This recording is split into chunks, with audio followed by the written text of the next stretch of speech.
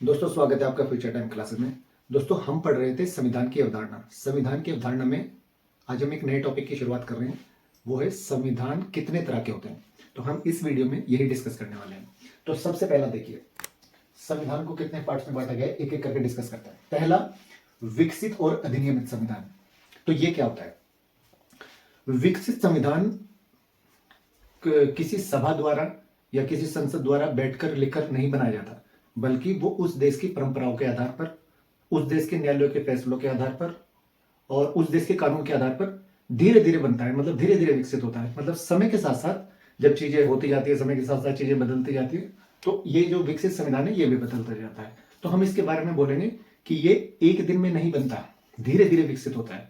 ये किसी सभा द्वारा बैठकर लिखकर नहीं बनाया गया होता, ये परंपराओं के आधार पर बनता है।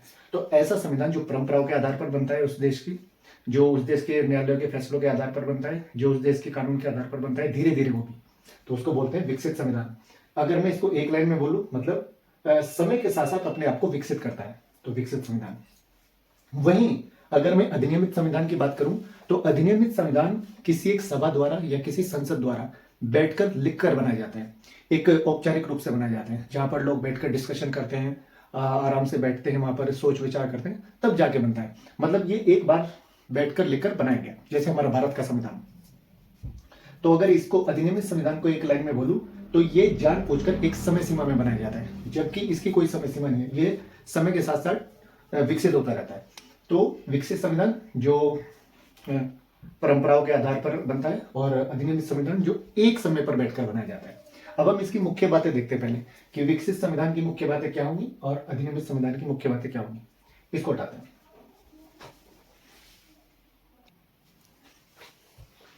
देखिए, अगर मैं विकसित संविधान की खास बातों की बात करूं कि इसमें क्या खास बात होती है, सबसे पहला, किसी एक किताब में पूरा लिखा नहीं होता। हमने बताया था ना कि ये धीरे धीरे अपने आप को विकसित करता है, तो एक समय पर कैसे पूरी किताब में लिखा हो सकता है ये।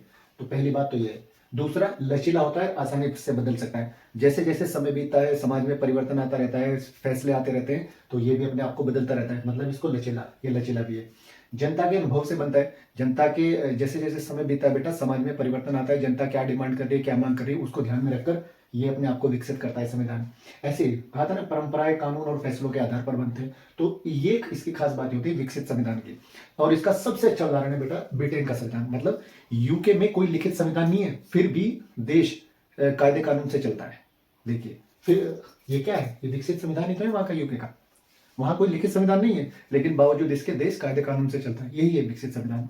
और वहीं अगर मैं अधिनियमित संविधान की खास बातों की बात करूं, तो इसमें पूरा संविधान लिखित रूप में होता है, बिल्कुल, क्योंकि एक समय पर बैठकर एक सभा या संसद द्वारा बनाया जा रहा है, तो लिखित रूप में बनाएंगे वो। दूसरा, किसी संविधान सभा या संसद द्वारा बनाया जाता है, इसकी दूसरी खास बात है। एक साथ लागू किया जाता है, ये भी है। और ज्यादा व्यवस्थित होता है, स्पष्ट होता है, क्योंकि बहुत सोच विचार करके, विचार विमर्श करने के बाद ये बनाया जाता है। इसका सबसे अच्छा उदाहरण है भारत का संविधान, जो कि संविधान सभा ने बनाया था और 26 जनवरी 1950 को लागू हुआ था। एक साथ लागू हुआ था और एक सभा ने बनाया था। तो ये है। तो अगर हम बोलें कि भारत का संविधान अधिनियमित संविधान है कि विकसित, तो वो अधिनियमित संविधान है। तो ये था हमारा पहला पार्ट, मतलब संविधान के प्रकार में विकसित संविधान और अधिनियमित संविधान। अब हम इसके आगे बढ़ते हैं, इसको उठाते हैं। तो देखिए, दूसरा है लिखित संविधान और अलिखित संविधान। मैं पहले ही बता दूं, अभी हमने पढ़ा था विकसित संविधान और अधिनियमित संविधान। मैं लिखित संविधान को अधिनियमित संविधान के इक्वल रखूंगा, बिल्कुल दोनों सेम है। आप लिखित संविधान बोल दो या अधिनियमित संविधान बोल दो। तो दोबारा पढ़ने का क्या मतलब है, हम दोबारा इसलिए पढ़ रहे हैं क्योंकि एक बार हमने पढ़ा तो ये अलग अलग नाम से आ जाता है कि आप विकसित संविधान बताओ या क्या नाम है, अधिनियमित संविधान बताओ, लिखित संविधान बताओ, अलिखित, ताकि हम इनमें इनके नामों को पहचान सकें। अब देखिए, लिखित संविधान में ऐसा संविधान जो एक किताब में साफ साफ लिखा गया हो, उसे लिखित संविधान बोलते हैं। मतलब देश के सारे बुनियादी नियम एक जगह मौजूद है, यह है लिखित संविधान। उसकी मुख्य बातें क्या होगी, पूरा संविधान लिखा होगा, उसमें अनुच्छेद और धाराएं होंगी, सबके लिए नियम स्पष्ट तय होंगे, अदालतें भी इस लिखित संविधान के आधार पर फैसला करेंगी। और इस लिखित संविधान का सबसे अच्छा उदाहरण है भारत का संविधान, सबसे स्पष्ट, सबसे लंबा संविधान। ठीक है, सबसे लंबा लिखित संविधान है भारत का। तो मैं यहां पर लिख सकता हूं कि ये जो लिखित है, इसको हम इक्वल मानेंगे अधिनियमित के, अधिनियमित संविधान के। और ये जो अलिखित संविधान है, इसको पढ़ने की जरूरत नहीं है, इसको मानेंगे विकसित संविधान के। क्लियर? तो लिखित संविधान बोल दो या अधिनियमित संविधान बोल दो, लिखित संविधान बोल दो या विकसित संविधान बोल दो, बातें की है, तो हमें दोबारा पढ़ने की जरूरत नहीं है। ये मैंने फिर भी लिखित संविधान को दोबारा लिखकर दिखा दिया था एक बार। अब हम एक नया चीज पढ़ते हैं, इसी में तीसरा पार्ट इसका, इसको उठाते हैं।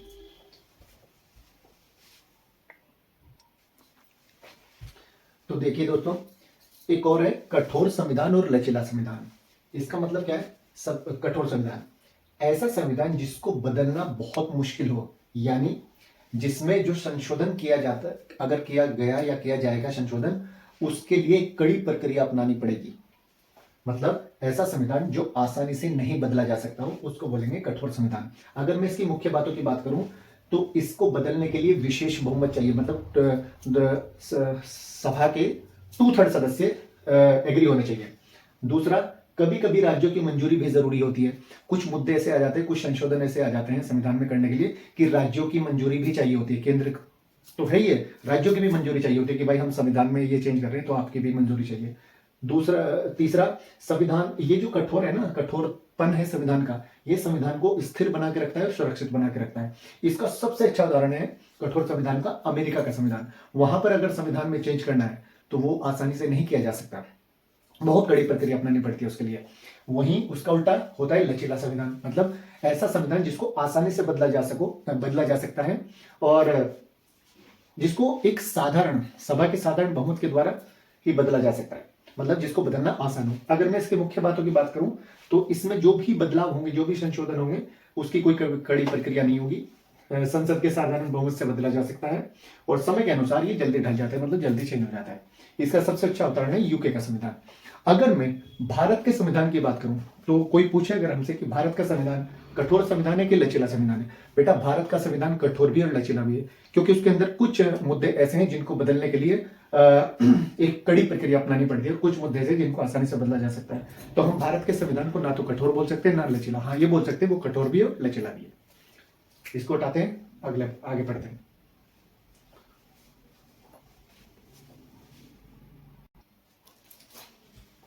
तो देखिए दोस्तों, यहां पर हम पढ़ रहे हैं संघीय संविधान और एकात्मक संविधान। सबसे पहले संघीय संविधान की बात करते हैं। ये ऐसा संविधान है जहां पर जिसमें सत्ता केंद्र और राज्य दोनों में बटी रहती है। केंद्र के पास अपनी सत्ता होती है, राज्य के पास अपनी सत्ता होती है और दोनों अपने अपने क्षेत्र में बिल्कुल स्वतंत्र होकर काम करते हैं। मतलब केंद्र की अपनी सत्ता और राज्य की अपनी सत्ता, कोई एक दूसरे में दखल नहीं देता। तो एक लाइन में अगर मैं बोलूं, केंद्र प्लस राज्य दोनों मिलकर शासन चलाते हैं और दोनों के अपने अधिकार तय होते हैं, एक बात में बोला। वहीं अगर मैं एकात्मक सिद्धांत की बात करूं तो यहां पर सारी की सारी शक्ति केंद्र के पास होती है, राज्यों के पास कोई शक्ति नहीं होती। और अगर राज्यों के पास शक्ति होती भी है या उनको शक्ति दी भी जाती है तो ये एक तरह से ये मान के चलता है वो केंद्र की देन है, भाई एक तरह से हम दे रहे हैं उसको। क्लियर? तो एक उसको एक लाइन में अगर मैं बोलूं, एक ही केंद्र से शासन चलता है। तो जो संघीय संविधान है उसका सबसे अच्छा उदाहरण है अमेरिका का संविधान। बिल्कुल शुद्ध रूप से संघीय है बेटा, वहां पर राज्यों की अपनी शक्ति होती है और केंद्र की अपनी। लेकिन वहीं एकात्मक सिद्धांत में इसका सबसे अच्छा उदाहरण है ब्रिटेन, क्योंकि वहां राजा रानी होते हैं। ठीक है, क्लियर?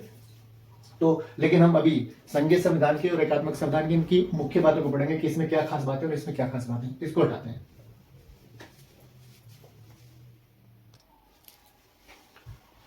तो देखिए, संघीय संविधान की खास बातों में सबसे पहले 2 स्तर की सरकार होती है, केंद्र और राज्य। हमने बताया भी, दोनों के अधिकार संविधान में लिखे होते हैं, केंद्र के अलग और राज्यों के अलग, और एक दूसरे के क्षेत्र में कोई दखल नहीं देते। और यहाँ पर जो अगर कोई विवाद होता है तो उस विवाद का निपटारा करता है सुप्रीम कोर्ट। तो ये तो हो गई संघीय संविधान की बात है। वहीं अगर मैं एकात्मक संविधान की बात करूं तो यहाँ पर एक मजबूत केंद्र होता है। क्लियर? दूसरा, राज्यों की शक्ति सीमित होती है, क्योंकि राज्यों के पास कोई शक्ति नहीं होती, अगर है भी तो वो भी केंद्र ने दी हुई है, उसकी देने केंद्र की, और केंद्र चाहे तो उसके अधिकार राज्यों के अधिकार या उनकी शक्तियों को बदल सकती है। तो ये है एकात्मक संविधान की बात। मैं अगर भारतीय संविधान की बात करूं कि भारतीय संविधान इन दोनों में से कौन सा है, संघीय संविधान है कि एकात्मक, तो भारतीय संविधान है संघीय संविधान। लेकिन फिर भी झुकाव जो संविधान का है वो थोड़ा सा केंद्र की ओर जाता है। हम बोलेंगे संघीय संविधान है भारतीय, लेकिन झुकाव किसकी ओर जाता है? केंद्र की ओर जाता है। और ये जो झुकाव की बात कर रहा हूँ, ये हम धीरे धीरे जब आगे बढ़ते रहेंगे हमें पता चलता रहेगा कि झुकाव क्यों है। जब हम राष्ट्रपति टॉपिक पढ़ेंगे, राज्य की सरकारें पढ़ेंगे, तब हमें पता चलता रहेगा। हालांकि हमें अभी एक और कार्यविधिपरक संविधान और निर्देशात्मक सिद्धांत और पढ़ना है, जो कि एक कार्यविधि परक संविधान होता है और एक निर्देशात्मक संविधान होता है, वो हम नेक्स्ट वीडियो में डिस्कस करेंगे, इस वीडियो में नहीं, क्योंकि उसको किसी दूसरे टॉपिक से लिंक करना है मुझे। क्लियर? आज की क्लास में इतना ही, मिलते हैं नेक्स्ट क्लास में।